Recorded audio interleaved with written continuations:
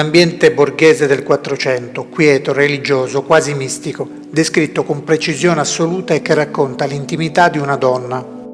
Santa Barbara Leggente è un olio su tavola di Robert Camping del 1438. In questo quadro l'esaltazione dei particolari è assoluta. L'attenzione dell'osservatore è completamente rapita più dai particolari che non dalla protagonista intenta a leggere un libro miniato. Il fuoco che arde nel camino, il pavimento fatto di mattonelle, la bottiglia con l'acqua, il giglio nel vaso, un tessuto vicino alla finestra, una catinella di metallo sopra un mobile.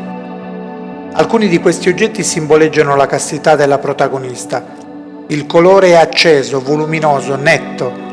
Gli oggetti sono delineati con precisione assoluta, conferendo loro evidenza plastica, accentuata da un utilizzo del chiaroscuro dei drappeggi che conferisce alla scena un realismo tipico della pittura fiamminga. La costruzione geometrica crea l'illusione della profondità, portando lo sguardo verso un punto di fuga dal quale si può osservare uno scorcio di paesaggio, con una torre immersa in una campagna con alberi e un uomo a cavallo che si allontana.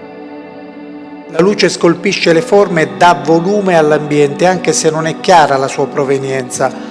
Le ombre infatti sono divergenti, come se ci fossero più fonti luminose contemporaneamente, come se ci si trovasse all'interno di uno studio fotografico. Una tale precisione cromatica e la vibrante luce resa carica di passione fu resa possibile grazie alla pittura d'olio. Camping utilizza una dimensione verticale per raccontare Santa Barbara Leggente.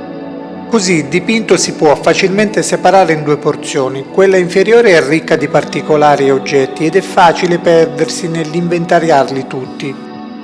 La parte superiore è libera e arieggiata e offre alla mente la possibilità di librarsi nel paesaggio agreste raffigurato e abbandonarsi all'aria aperta.